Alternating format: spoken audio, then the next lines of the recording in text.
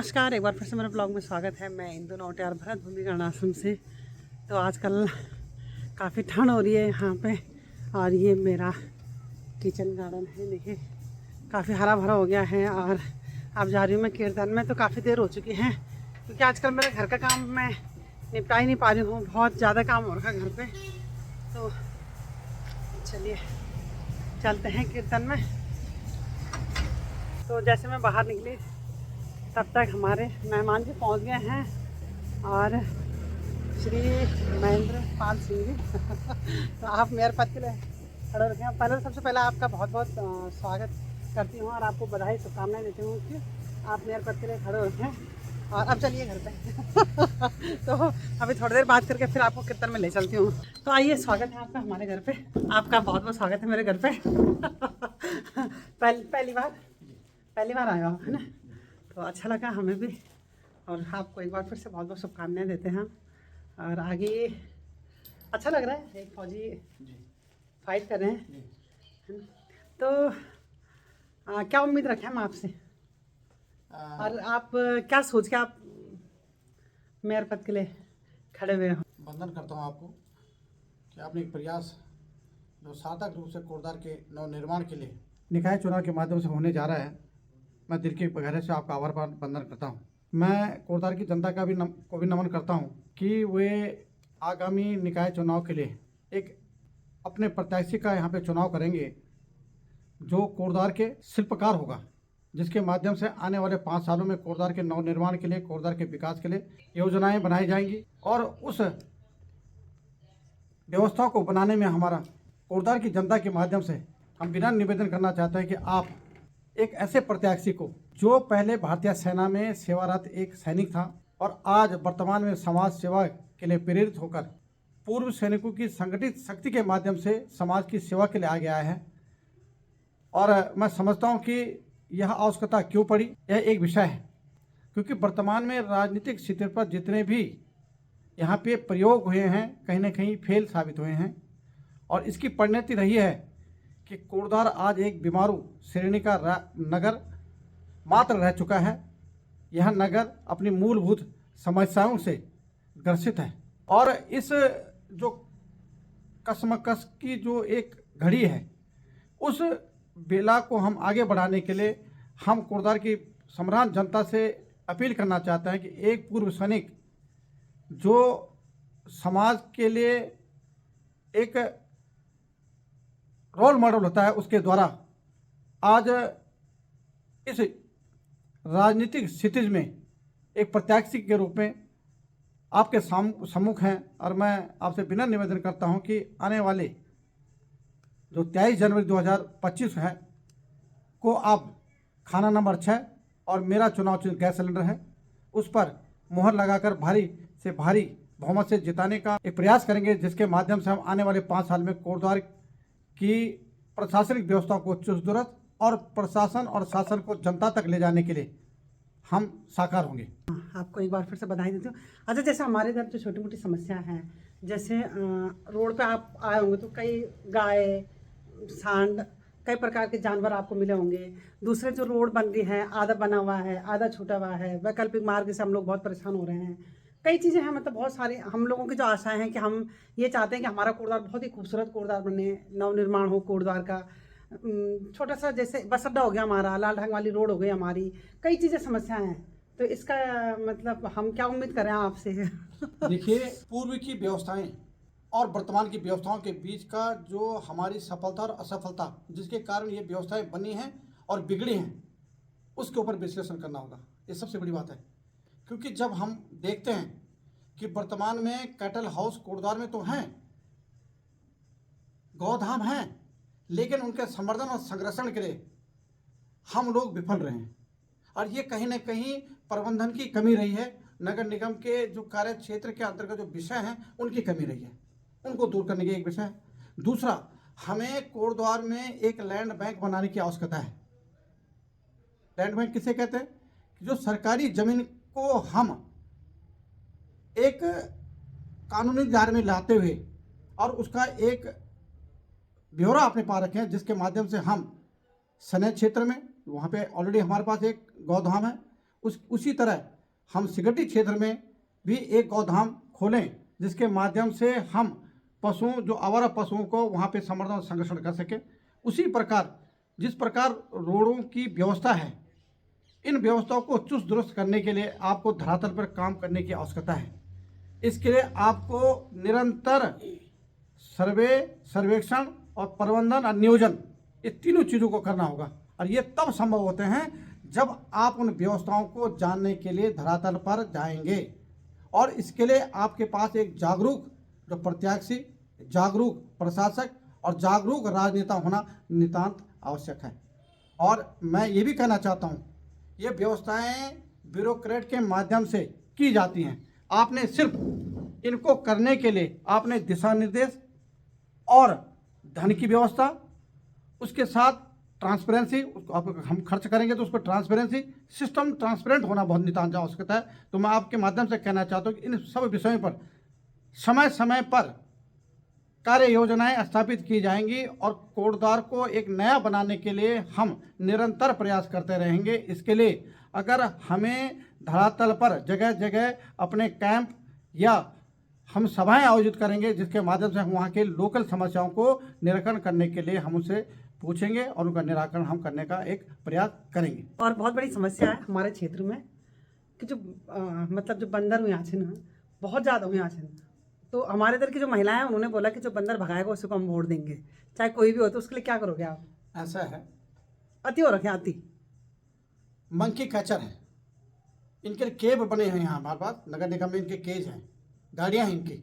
लेकिन वर्तमान में उनके पास समुचित स्टाफ न होने के कारण यहाँ पे व्यवस्था स्टाफ की भी चाहिए।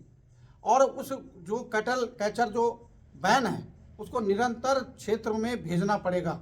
दूसरा, हमें उनके हैबिटेट मतलब खाने पीने की व्यवस्थाओं को शहर से दूर करना पड़ेगा। उसके लिए हम अगर जहाँ पे हमारे फलदार वृक्ष हों, जहाँ पे हमारे अन्य जो जिनको जानवर खाते हैं, उनको अन्यत्र अपने जंगली क्षेत्र में लगाने का प्रयास करेंगे, जिसके माध्यम से कि वो जानवर हमारे तक ना पहुँचे और वो उधर ही प्रवास करें, न कि वो हमारे दायरे में, अरे हमारे घरों के आसपास आके हमें नुकसान पहुंचाने की एक प्रक्रिया को करें। इसके लिए हमें नितांत नियोजन की आवश्यकता है। इसको एक ब्रॉड वे में हमें लाने की आवश्यकता है। ये एक छोटी समस्या पर हम लोगों के लिए बहुत बड़ी समस्या हो गई है, क्योंकि हमारे इधर क्या हुआ, कई महिलाओं को बंदरों ने काटा है। और वो आप गवर्नमेंट हॉस्पिटल में देख सकते हो कि भाबर क्षेत्र के हल्दू खाता से लाल घाटिया जो दलपुर के बीच में कई महिलाओं को काट चुके हैं। तो इधर की महिलाओं का सबसे बड़ी समस्या यही है। और दूसरा, जो जानवर आपको बोला ही है कि लोग दूध खा के उसके बाद जानवरों को रोड पे छोड़ देते हैं, तो उनके लिए कड़ा नियम होना चाहिए। गौशालाएं हैं, तो गौशालों में हम यदि और जानवर लेके जाएंगे तो सीधे कि हमारे यहाँ तो फुल हो गए गौशाला में, तो उसकी भी व्यवस्था होनी चाहिए। इसीलिए तो मैं आपसे कह रहा हूँ, इसके लिए हमें जगह चिन्हित करनी पड़ेगी। हाँ जी, हाँ जी। इनके लिए शेल्टर बनाने की आवश्यकता है। मात्र एक शेल्टर से आपकी ये विराट समस्या या ये जो बिगड़ती आवारा पशु की समस्या, इसका निराकरण नहीं होगा। इसके लिए हमें और शेल्टर की आवश्यकता पड़ेगी। इसके लिए हमें और बाहरी एनजीओ से सहायता लेने की आवश्यकता है, क्योंकि आपने वर्तमान में देखा होगा कि राजस्थान या अन्य जगहों में गाय संवर्धन या गौधामों के संवर्धन में अनेक कार्य किए जाते हैं। आजकल साइंटिफिक युग है, साइंटिफिक ढंग से उनको पकड़कर उनका संवर्धन और संरक्षण किया जाता है, जिसके माध्यम से आजीविका के साधन भी उपलब्ध होते हैं। तो हम ये कहना चाहते हैं कि जब हम उनको उनके लिए शेल्टर की व्यवस्था करेंगे तो कहीं ना कहीं हम आवारा पशुओं से भी निजात करेंगे। जहाँ तक बात रही आपकी पशुओं के द्वारा काटने की, तो मैं इसके विषय में कहना चाहता हूँ कि इस संदर्भ में हमें ज़्यादा जागरूक करने की आवश्यकता है। कूड़ा प्रबंधन 2000 अधिनियम है ये, उसके अंतर्गत ये है कि आप अपने घर का जैविक और अजैविक कूड़े का निस्तारण अलग अलग ढंग से पेटियों में करेंगे। और उन पेटियों को आपके जो नगर निगम से हमारी गाड़ियां आती हैं उनके माध्यम से इसका निस्तारण किया जाता है। हम लोग क्या करते हैं, हम उन कूड़े को खुद ही, हम स्वयं उसके भी जवाबदार हैं। नगर निगम प्रबंधन और समर्थन तब करेगा जब हम जागरूक होंगे। इसके लिए हमें खुद नागरिकों को भी जागरूक होने की आवश्यकता है कि हम उनको पहले ही 2 भागों में बांट दें, गीला कूड़ा और सूखा कूड़ा। अब जब गीला और सूखा कूड़ा अलग होगा तो एक तो गीला कूड़ा आपका अगर छोटे मोटे आपने पिट बना रखे तो उसमें डाल के आपके खाद के काम आ सकते हैं, घरेलू में अपने साग सब्जियों के काम आ सकते हैं। कोटद्वार के पास अपना एक ट्रेचिंग ग्राउंड नहीं है और ट्रेचिंग ग्राउंड न होने के कारण कोटद्वार का संपूर्ण 10 मीट्रिक जो कूड़ा है वह खो नदी के तट पर और हिंदुओं की आस्था के प्रतीक काली मंदिर और मुक्ति धाम के सामने किया जाता है। वहीं पे हमारा स्पोर्ट्स स्टेडियम है, जो कि एक बहुत ही विकट समस्या जिसने पैदा कर रखी है। और आज तक जब से कोटद्वार बना है तब से इस कूड़ा प्रबंधन पर किसी प्रकार की कार्रवाई नहीं की गई है। इसके लिए कोई योजना नहीं बनाई गई है। मैं चाहता हूं कि अगर आप लोगों के मत के माध्यम से हमें इस सत्र के माध्यम से हमें जिताया जाता है, विजयी बनाया जाता है, तो हम इस कूड़ा घर को अन्यत्र जो शहर से दूर हो शिफ्ट करने के लिए हम निरंतर प्रयास करेंगे। इसके लिए हमें अगर उत्तर प्रदेश सरकार से भी बात करनी होगी तो उत्तर प्रदेश सरकार से भी बात करेंगे। हमें अगर अपनी सरकार से बात करनी होगी तो अपनी सरकार से भी बात कर इसको अन्यत्र शिफ्ट कराने की या हस्तांतरण करने की हम कोशिश करेंगे। चलिए, बहुत बढ़िया। और आपको बहुत बहुत शुभकामनाएं। आगे यदि आप मेयर बनते हैं तो बहुत सारी उम्मीदें हम आपसे, मतलब बहुत सारी उम्मीदें हमारी भी आपसे, और हम भी मतलब बेधड़ल्ले आपको बोल सकते हैं। तो अच्छा लगा आप मेरे घर पे आए, आप अपनी बात रखे हमारे आगे। मैंने की जनता से यही कहना चाहता हूँ कि एक बार जब हम खेलों में किसी अपने खिलाड़ियों को बदलते रहते हैं तो हमें इस क्षेत्र में, राजनीतिक क्षेत्रों में भी अपने योद्धाओं को बदलने की आवश्यकता है, जिस बार नई सोच और नई काम करने की आवश्यकता हो। तो मैं यही कहना चाहता हूँ। धन्यवाद, आपने मेरा साक्षात्कार किया, इसके लिए मैं दिल की गहराई से आभार प्रकट करना चाहता हूँ और वंदन करना चाहता हूँ। आप हमेशा स्वस्थ रहें, मस्त रहें और इसी प्रकार समाज की सेवा में आप निरंतर आगे बढ़ते रहें। हम आपके साथ हैं, पूरा समाज आपके साथ है। तो देखते हैं क्या होता है आगे, और शुभकामनाएं देते हैं हम सभी को। नगर निगम बने हैं 5 साल जन भीगे ना, तो हाउस टैक्स अभी तक नीचे है ना, और अब हाउस टैक्स लेना चाहिए। लोग छन्नी बने अच्छे ना, हमारे भी छन्नी बने अभी टेम्परेरी की, चलो हम गोर पाला। यदि हमारा टैक्स लगा तो फिर गाय पालेंगे ही नहीं। दूसरा चीज़ नल का, कि इसमें भी मोटर लग रहे हैं, पहले वैसे 1000 रुपये तक का बिल आता है, तो क्या ये टैक्स लगते रहेंगे? देखिए, हमने नगर निगम मांगा नहीं था, हमारे ऊपर थोपा गया था। हाँ, और नगर निगम का काम ही टैक्सेस होता है। और आपने वर्तमान में देखा होगा कि तमाम सर्वे कोटद्वार में किए जा रहे हैं नगर निगम के आय को बढ़ाने के लिए।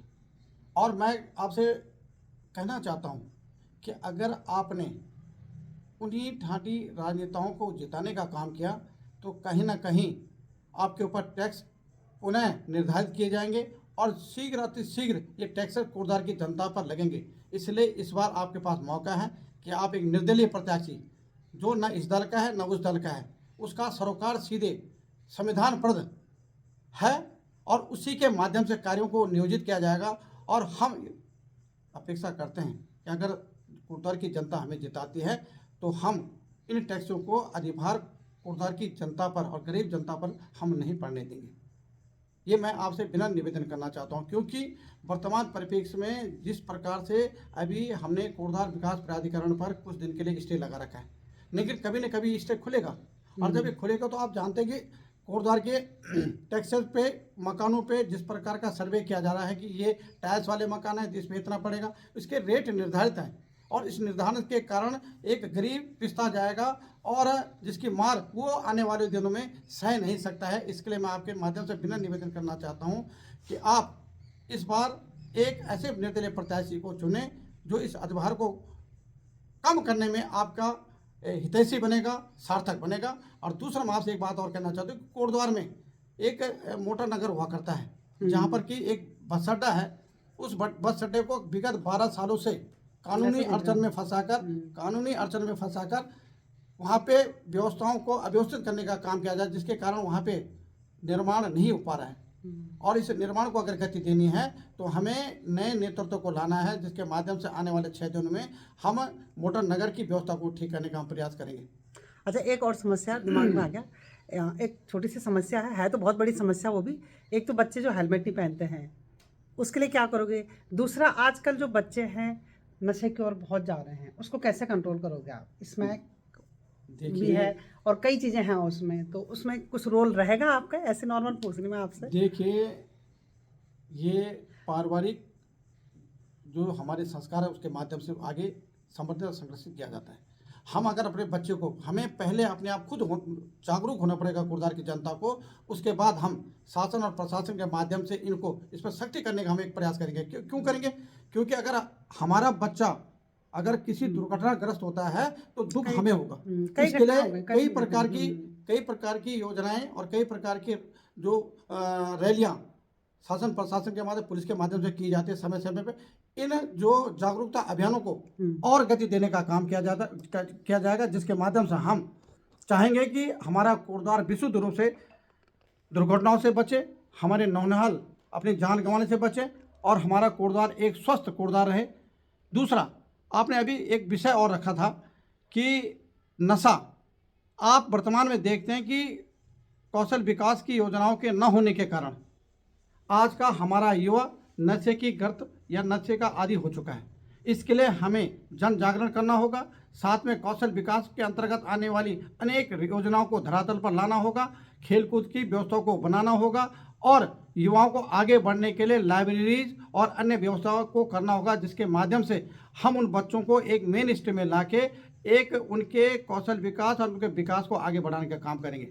बहुत बहुत धन्यवाद। और हम महिलाओं के लिए